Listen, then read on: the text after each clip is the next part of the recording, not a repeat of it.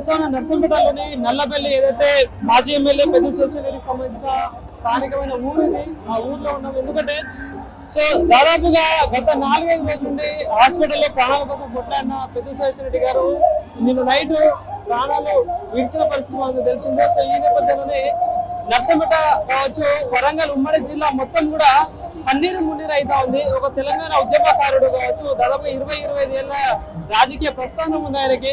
So చిన్న వయసు నుండే రాజకీయాల్లోకి వచ్చి కేసీఆర్ గారి అడుగుజాడలో నిలుస్తూ ఎన్నో ఉద్యమాలు, ఎన్నో పోరాటాలు చేసిన వ్యక్తి. అలాంటి వ్యక్తి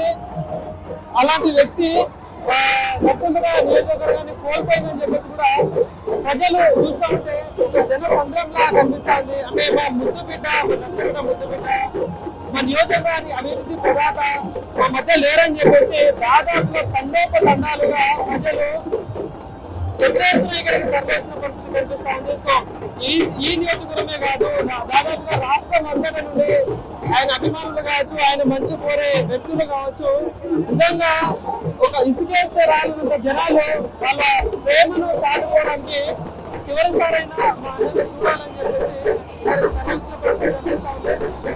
దాదాపుగా ఉమ్మడి వరంగల్ జిల్లాకు సంబంధించిన పెద్ద పెద్ద నాయకులు కావచ్చు, దాదాపుగా ఒక 10 కిలోమీటర్ల మేర కొన్ని లక్షల జనాలు ఎంత అభివృద్ధి చేస్తే, ఎంత ప్రజలను ఆకట్టుకుంటే ఈ రకంగా జనాలు వస్తారు. అలాంటి ఇలాంటి ముఖ్య నాయకుడు మాకు లేడు.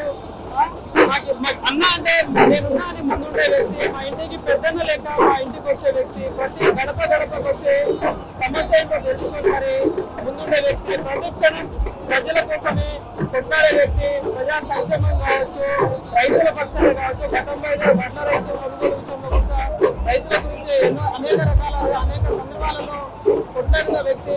వరంగల్ జిల్లాకి అధ్యక్షుడిగా ఉన్నప్పుడు కూడా తెలంగాణ రావడం కోసం కూడా అనేక పోరాటాలు చేసిన వ్యక్తి. ఆయనని కేవలం ప్రజా జీవితానికే లక్ష్యంగా వదిలేసిన వ్యక్తి. ఇలాంటి మంచి మనిషి మా మధ్య లేరని చెప్పేసి ప్రజలు కన్నీరు మున్నీరు అవుతారు. చూసుకోవచ్చు, ఆయన పార్థివ దేవం కూడా వస్తా ఉంది. మరి కొద్దిసేపట్లో వాళ్ళ ఇంటికి చేరుకోబోతోంది ఆ పెద్ద సోషలిటీ గారి సంబంధించిన పార్థివ దేవం. పార్థివ దేవం చుట్టూ లక్షలలో ప్రజలు వస్తా ఉన్నారు. చూసుకోవచ్చు, ఆ వ్యాన్ మీద వాళ్ళ భార్య సతీమణి కూడా దాదాపుగా పాపం పొద్దుటి నుండే ఎడుస్తూనే ఉంది. పాపం ఆమె బాధ, ఆయన లేని లోటు ఆమెకు ఎవరు తీర్చలేరు. వాళ్ళ పిల్లలకు కావచ్చు, ఆమె కావచ్చు, ఒక తీరని లోటుగా భావిస్తా ఉన్నారు ప్రజలు. సో చూసుకోవచ్చు, ఆ జన సంద్రాన్ని చూస్తా ఉంటే ఇంత మంచి వ్యక్తి నర్సంపేట నియోజకవర్గానికి ఒక తీరని లోటు చేసైతే పోయినట్టు కనిపిస్తా ఉంది. సో అభివృద్ధి ప్రదాత, నర్సంపేట అభివృద్ధికి తోడ్పడిన వ్యక్తి, నర్సంపేట మెడికల్ కాలేజ్ కావచ్చు, దేవాదుల ప్రాజెక్ట్ తెచ్చి పాకాల నీళ్లు రైతులకి సస్యశ్యామలంగా తీసుకుపోయిన వ్యక్తి. ఇంత మంచి వ్యక్తిని మేము మరవలేము అని చెప్పేసి మాట్లాడుతున్నారు.